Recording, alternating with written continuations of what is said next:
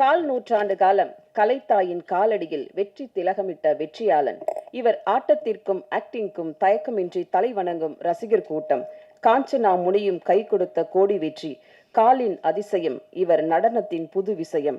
தாய்மடி தேடி வரும் தவழும் கண்ணீர். அழுகுரல் கேட்கும் திசைகள் தோறும் முதலில் ஒலிக்கும் இவர் கருணை குரல். மனிதகுல வரலாற்றில் நாம் வாழ்ந்ததற்கான அடையாளம். பறவை எச்சமாய் பரவி கிடக்கும் இவரின் அன்பு சகாப்தம். பிஞ்சுகளின் பசிப்பினி போக்கும் கடவுளின் குரல். கல்விக்கும் காலத்திற்கும் மறவாத கடவுளின் செயல். பெருமையோடு அழைக்கிறோம் speed dancer, love spreader Raghavendra Lawrence master அவர்களை.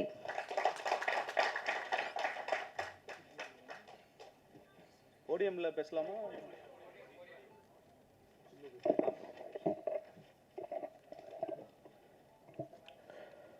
எல்லாருக்கும் வணக்கம். ரொம்ப நாளாச்சு உங்களை பார்த்ததில் ரொம்ப சந்தோஷம். மீடியா பத்திரிகையாளர்கள் எல்லாருக்கும் என்னுடைய வணக்கத்தை தெரிவிச்சுக்கிறேன். இது வந்து பார்த்தீங்கன்னா எனக்குன்னா இங்கே சொல்லலாம். மைக்கில் பேசிடுவா.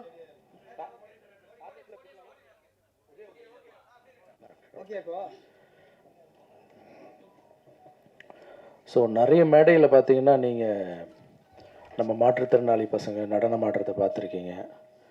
நானும் வந்து எவ்வளோலாம் மேக்ஸிமம் என்னுடைய படத்தில் யூஸ் பண்ண முடியுமோ, நான் போகிற ப்ரோக்ராமில் எவ்வளோ அந்த பசங்களை வந்து ஸ்டேஜில் உங்கள் முன்னாடி அறிமுகப்படுத்த முடியுமோ அவ்வளோ நான் ட்ரை பண்ணிகிட்டே இருப்பேன். ஏன்னா அதுக்கு காரணம் என்னென்னா, அவங்களுக்கு டான்ஸை தவிர வேறு எதுவுமே தெரியாது. அவங்க வாழ்வாதாரமே அதில் தான் அடங்கியிருக்கு. பட் 2 கை கால் இல்லைனா கூட எங்களால் சாதிக்க முடியுன்ற அந்த தன்னம்பிக்கை எனக்கு ரொம்ப பிடிக்கும் பசங்கிட்ட.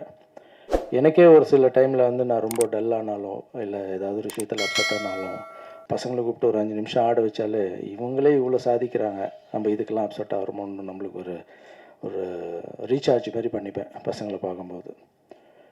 ஸோ இந்த பசங்க வந்து கொஞ்ச நாளாக பார்த்தீங்கன்னா பசங்க வந்து வாய்ஸ் எல்லாம் ரொம்ப டல்லாக இருந்தது. என்ன கண்ணா, நான் ப்ரோக்ராம்லாம் கொஞ்சம் கம்மியாகிடுச்சுண்ணே, டான்ஸ் ப்ரோக்ராம்லாம் கம்மியாகிடுச்சு அப்படின்னு ஒரு ஃபோன் கால். அதுக்கு இல்லைக்கண்ணா, கொஞ்சம் எப்போ பார்த்தாலும் ஸ்டேஜில் வந்துக்கிட்டே இருக்கணும், சினிமாவில் ஆடிக்கிட்டே இருக்கணும்.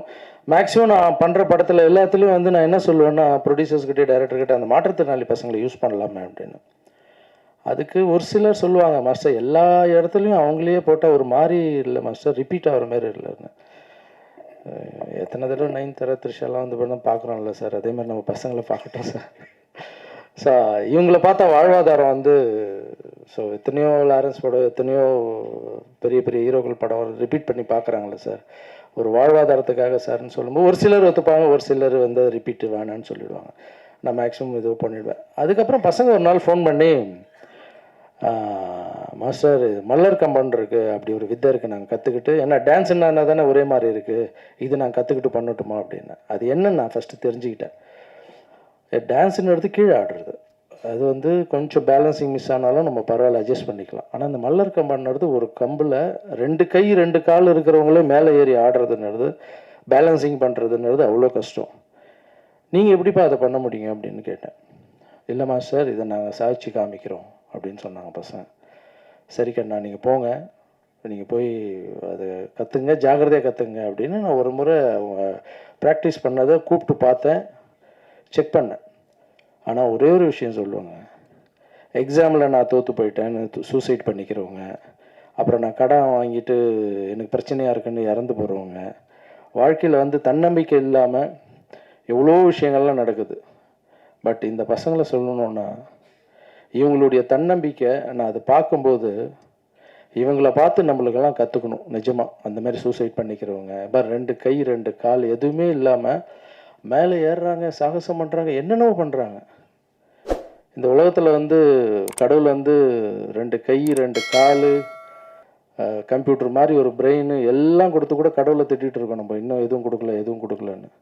2 கை 2 கால் இல்லைன்னா கூட இவ்வளோ சாதிச்சு காமிச்சிருக்கானுங்க பசங்க. அவங்க வந்து ஆடி காமிக்கும் போது எனக்கு தோணுச்சு, இவங்க என்ன வேணால் சாதிப்பாங்க, இது கின்னஸ் புக் ரெக்கார்டு கூட போகிறதுக்கு வாய்ப்பு இருக்குடா அப்படின்னு எல்லாரையும் கட்டி பிடிச்சி நான் ரொம்ப ஹாப்பியாக ஃபீல் ஆனேன்.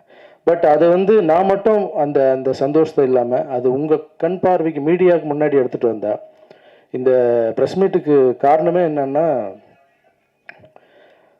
இந்த பசங்களுக்கு நிறைய ப்ரோக்ராம் கிடைக்கணும், இவ்வளோ கஷ்டப்படுறாங்க. ஸோ உங்கள் வீட்டில் கல்யாண நிகழ்ச்சிகள் நடக்கலாம், இல்லை காலேஜ் ஃபங்க்ஷன் நடக்கலாம், இல்லைனா வந்து அரசியல் நிகழ்ச்சிகள் நடக்கலாம், இல்லைனா கோவில் ஃபங்க்ஷன்ஸ், எவ்வளோ கலை நிகழ்ச்சிகள் நடக்கலாம். அதில் எங்கள் பசங்களுக்கு ஒரு வாய்ப்பு கொடுங்க. நீங்கள் அப்படி ஒரு வாய்ப்பு கொடுத்தீங்கன்னா எந்த ஃபங்க்ஷன்லாம் நடக்குதோ அவங்களுக்கெல்லாம் நான் ஒரு வாழ்த்து சொல்லி என்னுடைய வீடியோ அனுப்புகிறேன். ஏன்னா அதுதான் அவங்க வாடகை கட்டணும், அதுதான் அவங்க லைஃப்பை பார்த்துக்கணும். இது மட்டும் இல்லாமல் தமிழ்நாடு ஃபுல்லாக நான் எப்போல்லாம் ஃப்ரீயாக இருக்கணும் ஒரு மேடை ஒன்று ரெடி பண்ணி எங்கெல்லாம் வந்து இந்த கலையை எடுத்துகிட்டு போய், ஏன்னா இது வந்து இது பாரம்பரிய கலை, இது வந்து அழிஞ்சிடக்கூடாது. அதுவும் இந்த பசங்க பண்ணுறதுன்றது ரொம்ப பெரிய விஷயம். நான் எப்போல்லாம் ஃப்ரீயாக இருக்கணும் பசங்களை கூப்பிட்டு தமிழ்நாடு ஃபுல்லாக ஒரு ஷோ பண்ணலான்னு பிளான் பண்ணியிருக்கேன். ஸோ இது மட்டும் பத்தாது, இந்த நிகழ்ச்சியை வந்து நீங்கள் மீடியா ஆட்கள் எடுத்துகிட்டு போய் எவ்வளோ சேர்க்குறீங்களோ அவங்களுக்கு ப்ரோக்ராம் கிடைக்கும். ஒரு பையனுக்கு வந்து நீங்கள் நம்ப மாட்டீங்க கண்ணா, நீங்கள் பார்க்கண்ணா,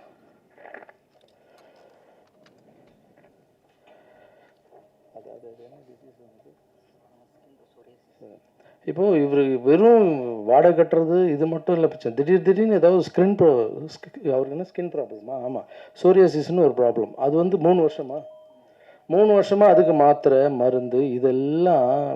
ஏன் சொல்கிறேன்னா இது அவங்களுக்கு வாழ்வாதாரமே ரொம்ப கஷ்டம். அதில் இந்த மாதிரி பிரச்சனைலாம் வந்து எவ்வளோ கஷ்டப்படுவாங்கன்னு இப்போ பாருங்கள். பசங்க அழமாட்டுறாங்க ஒரு சில டைம்லாம். பிரபு இங்கே அந்த பையன்லாம் அழுதுருக்கான், மாஸ்டர் என்னால் வந்து வாடகை கட்ட முடியல மாஸ்டர், ஏதாவது ஒரு மாதிரி இருக்குது மாஸ்டர், எங்களுக்கு பணம் இல்லை மாஸ்டர், ஏதாவது பண்ணுங்க மாஸ்டர் அப்படின்னு.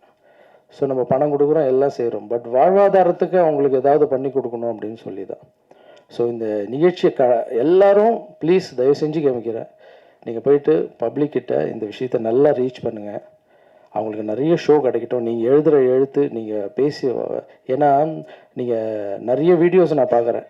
நான் வீடியோஸ் பேசினாலே அது வந்து நிறைய பேர் வந்து என்ன பண்ணுறீங்கன்னா அதை வந்து நல்ல முறையில் எடுத்துகிட்டு போய் சேர்க்குறீங்க. அதுக்கு ரொம்ப நன்றி. ஆல்ரெடியே என்னுடைய ட்ரஸ்ட்டில் நடக்கிற எல்லா நல்ல விஷயங்களும் நல்லபடியாக எடுத்துகிட்டு போய் சேர்க்குறீங்க, அதுக்கு ரொம்ப நன்றி. இதையும் நல்லபடியாக எடுத்துகிட்டு போய் சேருங்க, அவங்களுக்கு 4 ஷோ கிடைக்கட்டும். அப்புறம் இந்த பசங்க வந்து இவ்வளோ சூப்பராக பண்ணதுக்கு இவங்களுக்கு வந்து என்னுடைய கிஃப்ட்டு நாளைக்கு என்னுடைய வீட்டில் வச்சு, அவங்க வண்டியில் போயிட்டு வர்றதுக்கு ரொம்ப கஷ்டப்படுறாங்க. ஏன்னா பஸ்ஸில் தான் போகணும், பஸ்ஸில் தான் வரணும். ஸோ எல்லாருக்கும் ஒரு ஸ்கூட்டி நீங்கள் இதை கற்றுக்கினதுக்காக நாளைக்கு வீட்டாண்ட எல்லாருக்கும் ஸ்கூட்டி, சந்தோஷமாக பைக்கில் போங்க. ஓகே, இது மட்டும் இல்லை,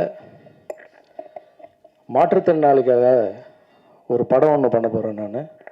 அந்த படத்தில் அவங்களும் நடிக்க போகிறாங்க, நானும் மாற்றுத்திறனாளியாக ஒரு படம் நடிக்கிறேன். அந்த படத்தில் வர பணத்தை எங்கள் எல்லா பசங்களுக்கும் எல்லாருக்கும் வீடு கட்டி கொடுக்கப்படும். இனிமேல் நீங்கள் வீடு கட்டலை, இது எனக்கு வீடு இல்லை, வாடகை கேட்குறாங்க, இந்த பிரச்சனை அந்த பிரச்சனைலாம் தேவையில்லை. என்னுடைய சம்பளத்துலேருந்து உங்களுக்கு எல்லாருக்கும் வீடு. இங்கே நம்ம இடம் ஒன்று இருக்குது, அந்த இடத்துல ஃப்ளாட் கட்டிட்டு எல்லாருக்கும் double bedroom flat. Okay, so இந்த டைமில் இவங்களை வந்து நான் இந்த என்கரேஜ் பண்ணுறதில் நான் வந்து எனக்கு இவங்க சொன்னாங்க நான் வந்து இவங்களுக்கு தெய்வம் மாதிரின்னு. இல்லை, இவங்க தான் தெய்வம். நான் எப்பவும் சொல்லுவேன், யாரெல்லாம் கடவுள் வந்து கஷ்டத்தை கொடுத்துருக்காங்களோ அவங்களாம் தெய்வம் மாதிரி, அவங்க நம்ம காலில் விழக்கூடாது, நம்ம தான் அவங்க காலில் விழணும்னு சொல்லுவேன். ஸோ என்னால் முடிஞ்ச ஒரு முயற்சி. ஸோ நாளைக்கு வந்து ஸ்கூட்டி, இன்னும் இந்த படம் முடித்த உடனே நம்ம ஃப்ளாட்ஸ் கட்டிடலாம். ஸோ உங்கள் கஷ்டங்கள் பாதி தீரும். பட் அவங்களுக்கு என்ன தான் ஃப்ளாட்டு கொடுத்து என்ன தான் வண்டி கொடுத்தாலும் அந்த கைத்தட்டல் எல்லா ஊர்லேயுமே அவங்க உழைக்கும் போது இருக்கிற சந்தோஷம் வேறு. ஸோ இதை பார்த்துட்ருக்கோம் எல்லோரும் மக்கள்கிட்ட எடுத்துகிட்டு போய் நல்லபடியாக சேருங்க. தேங்க்யூ ஸோ மச் இங்கே வந்ததுக்கு.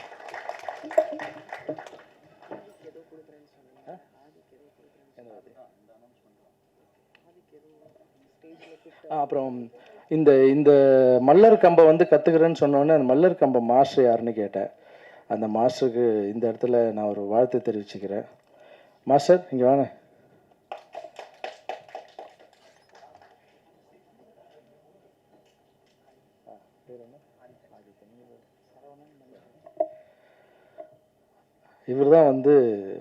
ஆதித்யன். நீங்களே ரெண்டு வார்த்தை பேசுங்க ப்ளீஸ் பேசுங்க. அனைவருக்கும் வணக்கம். என்னுடைய பேர் மல்லன்ஜி ஆதித்தன். இவர் சரவணன் மாஸ்டர், அவர் மணிபாரதி. நாங்கள்லாம் விழுப்புரம் மாவட்டத்தை சேர்ந்தவங்க. இந்த கலை பார்த்திங்கன்னா நான் 5 வயசுலேருந்தே கற்றுட்ருக்கேன்.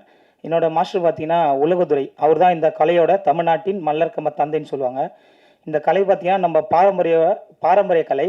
இந்த கலை பார்த்திங்கன்னா அந்த காலத்தில் வந்து ராஜா காலத்தில் வந்து மல்யுத்த போட்டி தான் ரொம்ப பிரசித்தி பெற்றிருந்தது. அந்த கலையை வந்து இப்போ ஒரு வீரனோ இன்னொரு வீரனோ மல்யுத்த போட்டி பண்ணும்போது பார்த்திங்கன்னா உடல் எழுப்பாவதோ அவங்க சாவறதோ இல்லை கைகள் உடையதோ அதிகமாக இருந்துச்சு.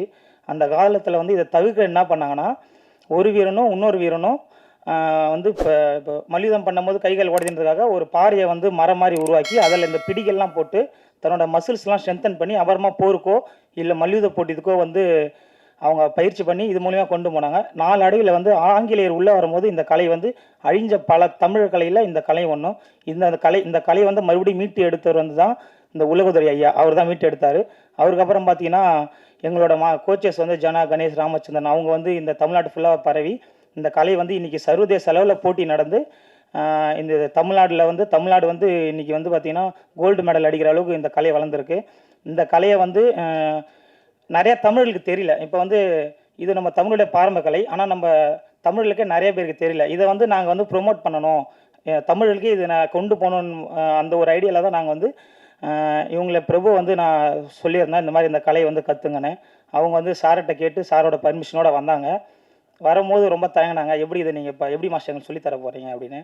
நான் வந்து அப்போ ஒருத்தர் கை இல்லைன்னா ஒரு கை இல்லாமல் எப்படி செய்கிறது, கால் இல்லைன்னா காலை கட்டிக்கிட்டு எப்படி செய்யுது அப்படி செஞ்சு காமிச்சேன். அவங்க ஒரு மோட்டிவாக எடுத்துகிட்டு இதை பண்ணி ஜஸ்ட் சொல்லப்போனால் ஒரு 10 டேஸில் ஒரு டெமான்ஸ்ட்ரேஷன் பண்ணுற அளவுக்கு ரெடி ஆனாங்க. இப்போ பார்த்தீங்கன்னா அவங்க இது ஒரு உலக சாதனை பண்ணுற அளவுக்கு இவங்க ரெடியாக இருக்காங்க. இதுக்கெல்லாம் பார்த்தீங்கன்னா மாஸ்டர் தான் காரணம். அவரோட தன்னம்பிக்கை ஸ்பீச்சும் அதுதான் காரணம். இந்த கலையை வந்து இதை அழியாமல் நல்லா கொண்டுட்டு போனோம். அதுக்கு வந்து சாரோட ஒத்துழைப்பு வந்து எங்களுக்கு கண்டிப்பாக தேவை. ரொம்ப நன்றி மாஸ்டர்.